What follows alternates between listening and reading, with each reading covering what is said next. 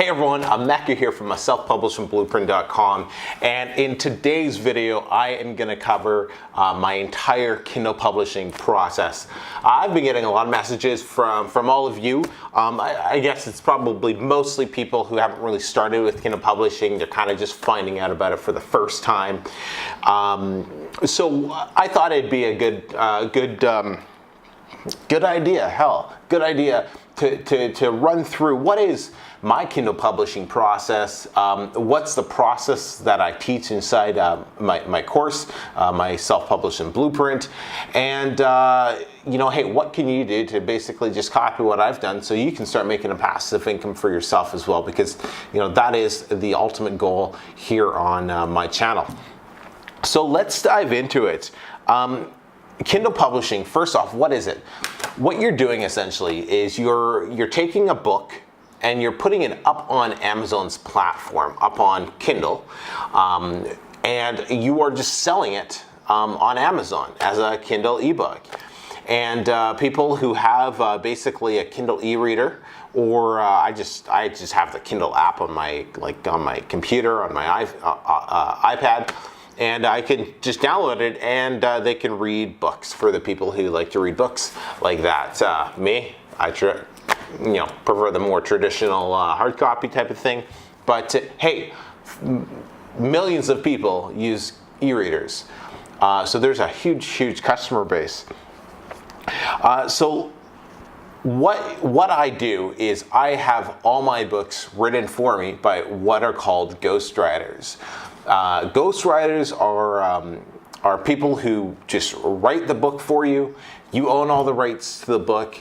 I then publish that book up on Amazon, like I said. I market the book, I rank the book for its keyword, and collect the royalty checks essentially. It is a very simple process. If you're looking at getting into whether it's internet marketing, passive income, if you're looking, if you're a parent like myself and you're just looking to make some extra cash to help the family out, or hey, if you're even looking to replace your job, this is a phenomenal opportunity. It's an easy one to get into. And so let me outline exactly the different stages. I got 5 stages here that I'm gonna walk through and just talk about each one. I got my journal here, of course. So the very first thing you need to do is you have to find a niche. A niche is a topic, a category. If you look on Amazon, everything's broken down into different categories. The very first thing you have to do is you got to figure out, hey, what type of book am I going to write myself, or what type of book am I going to have outsourced and written for me? Now, you don't want to just come up with some random topic about whatever, because the key thing is you have to make sure that book is already, or that topic rather, is already selling, that people are already purchasing these books. There's no point in coming up with a brand new idea because nobody's going to buy it, right? You have to make sure there's already a market in place. We're not looking to create a market. We're just looking to use a market that's already in place, okay? And so you take a look at the market's already in place. People are already buying the books, and I'll let you know how you're going to figure that out. And then you would get a book created around that topic that's already profitable. Now, to determine if it's going to be profitable, what you're going to do is you're going to look at the books that are already online, and you're going to check out what's called their Amazon bestseller rank, their BSR, and you're looking for a low BSR. The lower, the better. Under 100,000 is rule of thumb. I prefer to look closer to under 50 to 30,000 BSR. It's just, you're gonna have, it's a little bit more challenging, but you'll have more profitable books because they're ranking better. But the lower the BSR, the better. That determines that there's a demand, that people are already going out and purchasing these books. Another thing you keep in mind is you want to make sure it's not saturated.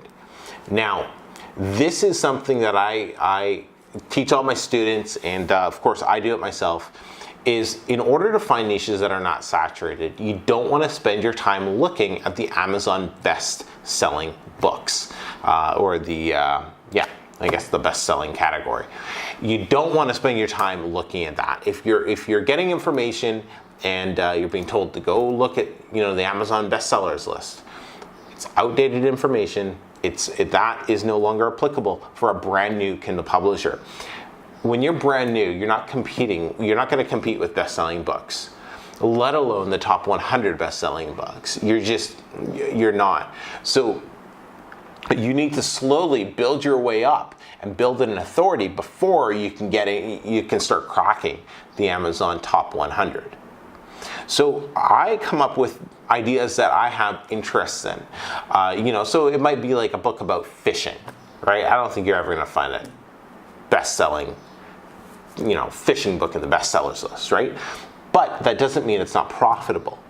And I've done some other videos on that, so those are on my channel on exactly how I find keywords, so I won't dive into that too much here. You can go check out those other videos on my channel for that. But so you want to make sure you're not jumping into something that's going to be too saturated. Now, what's too saturated? Dog training. Dog training, way too saturated. Essential oils, too saturated. How to lose weight, weight loss, saturated. Cookbooks, what's that bacon diet, like the keto diet, way too saturated. All of those are just super saturated niches. Now, does it mean you can't profit in those niches? Absolutely not. Those are some of the more profitable niches. But trying to break into them is 10 times harder than trying to break into a niche like, maybe I'm just looking at my camera box, maybe something around photography. That would be a much easier niche to break into than like a cookbook niche, for example. So don't get so stuck up on, I have to find like what's the hottest, trendiest niche, because everyone else is doing that. You don't necessarily want to go where everyone else is, especially when you're brand new, because you just can't compete with them. Like, let's keep the competition small. Right, keep the competition small. And another tip is, don't go for a keyword that's going to have 30,000 search results for it. Go to a keyword that's going to have 1,000 to 3,000 search results, because you're just going to be able to rank your book a lot better, right? For if when you type in a keyword and there's only 1,000 to 3,000 searches compared to 30,000 searches, go with the smaller keyword. Right? Providing that the top 4 to 6 books are all under 100,000. Another thing that I focus on when I'm finding niches is ones that solve problems. I primarily do nonfiction.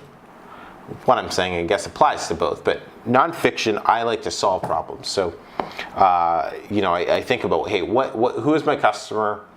And I'm looking for books that are going to solve problems, because those are the type of books that when people are going onto Amazon, they're looking for information, for one, but then they're also looking to buy something.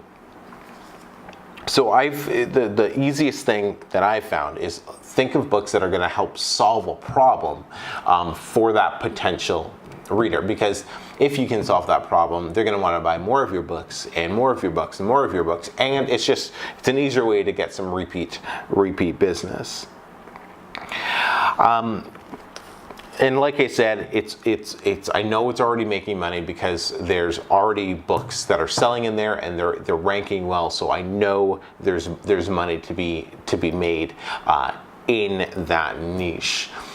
And I was going to talk about this, but Kindle Spy is a great tool that I use to help speed up this process. I'll put a link down below in the description if you want it. I think you get about 40 or 50% off by using my link there. And it's a great tool. It just kind of speeds up the process of doing all this, so you can just see all the information at one glance. And yeah.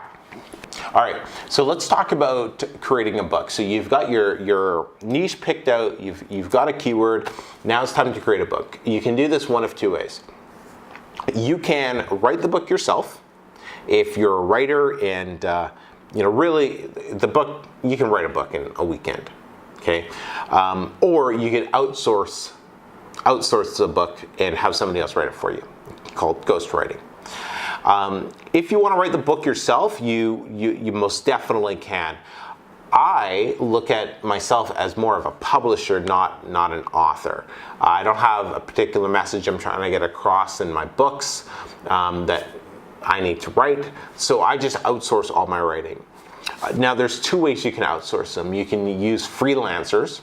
So those are just individuals that you would hire, and you tell them the topic that you would like discussed. You give them an outline for the book. They will do all the research for you, and they will send you back a finished manuscript for the book. You own all the rights to it, and you're good to go. So that's one way. Or you can hire a writing company. There's several writing companies out there. And the benefits of using writing companies is, one, there's quality control, right? So they have in-house proofreaders, editors, their reputation is on the line. And so they ensure that they're producing quality books. Whereas freelancers, you have to kind of babysit almost and make sure those things happen. Now, which ones do I use? I use both, actually. For one of my niches, I use freelancers only, and for another niche, I use writing companies. Both are profitable. You just have to figure out which one works best for you. If you're looking for the freelance route, I would definitely suggest you go to Upwork.com. Upwork.com it's probably the largest freelance website that's around right now, and that's where you can go and you can post a job, tell them a bit about what you want to get done, and then you'll have people apply to the job. You'll have writing samples. You interview them, and then you get a contract going, and they get to work, and then you pay them once the finished work is done. Getting a book written can cost you anywhere as $150 to $300, depending on length, freelancer or company and other factors. You're definitely not getting books written for less than $100 anymore.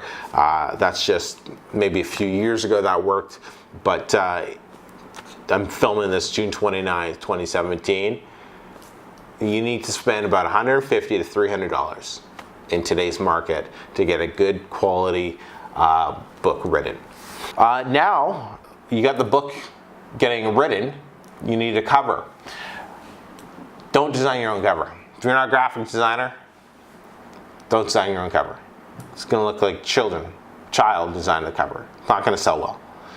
You need to pay somebody to design a professional looking cover for your book. Okay, don't fool yourself. Now, the good thing is, this costs $5. Literally, it'll cost you $5 to get a professional looking cover done. It's going to be the best cover in the world? No. But it's going to be a cover that's going to sell your book, and that's all that matters. I go to Fiverr.com. Okay, Fiverr.com, and just Google it or figure it out. You go straight to the website. It's a website where you can pretty much get anything done for $5 almost, but just type in ebook covers and you're good to go. I believe I've done a couple videos on this, so I'm not going to go into details, but boom, you get somebody who knows what they're doing, graphic designer, whatever, pay them $5, they'll get the cover design. So then you get your book back from the company or freelancer, you got your cover, now you got a finished product. Now it's party time, right? Now we take this finished product and we got to publish it up on Amazon and some other platforms in order for people to start buying it and for the money to start coming in. So that's step 3, publishing the book. Now publish it on all platforms. The first platform you're going to publish the book, it's going to be on Amazon.com. And the reason you want to do the US market first is because it's the biggest market. 50% of all online sales are happening on Amazon.com.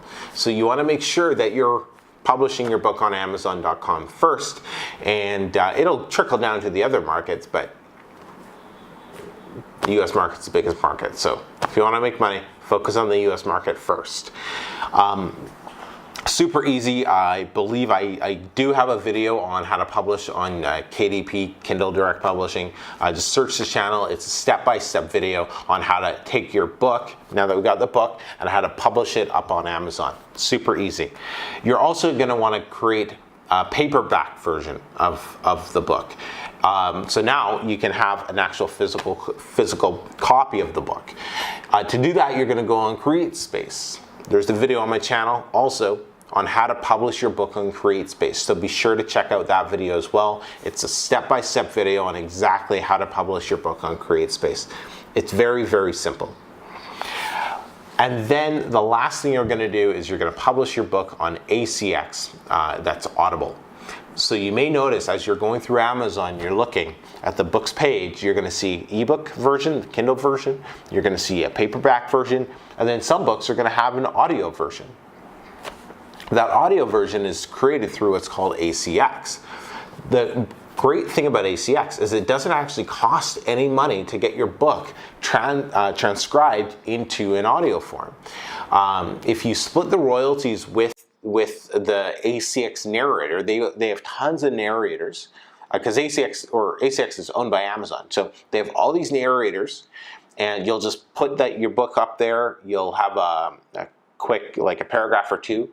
People will read it and audition to you. And then you simply listen and you hire the best narrator that you want, or the one that you think sounds the best for your book.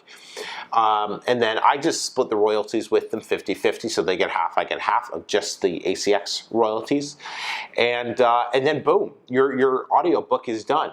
And because all these companies are owned by Amazon, ACX, CreateSpace, and KDP, all three are going to appear on the Amazon book page for your page. So your customers, your readers, are able to buy any version of your book. By doing it on all three, it just makes your book stand out more. It gives it more authority. When people are looking at it, they're like, oh wow, look, I could get this book on ebook, paperback, or an audio version of it. And it gives your book more credibility. So I definitely recommend starting off with both. CreateSpace, you're just going to pay for the cover, so it's an extra $5 or $10, whatever. Who cares? ACX, it's free, like I said. Okay, step 4 is getting reviews and ranking your book. Now, the best way to do this is you have your email list, and whenever you have a new book, you email it out to your list.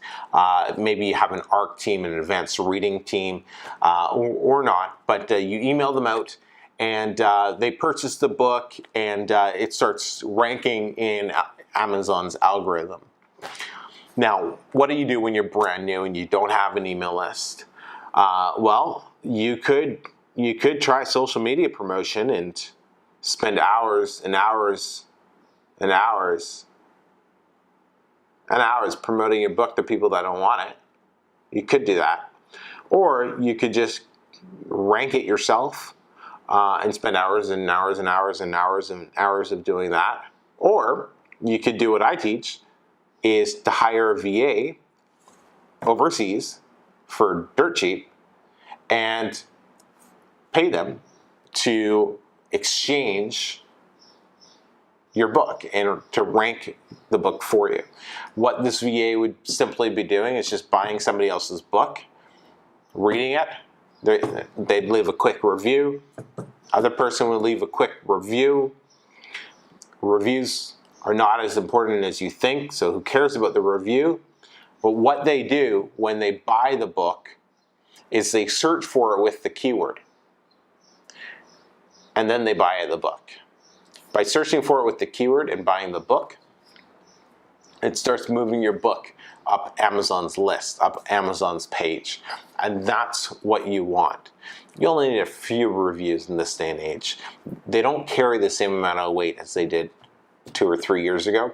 They're still important, but they don't carry the same amount of weight. So don't get stuck up on, oh, I need all these reviews. No, you need your book to show up on the first page as high as possible.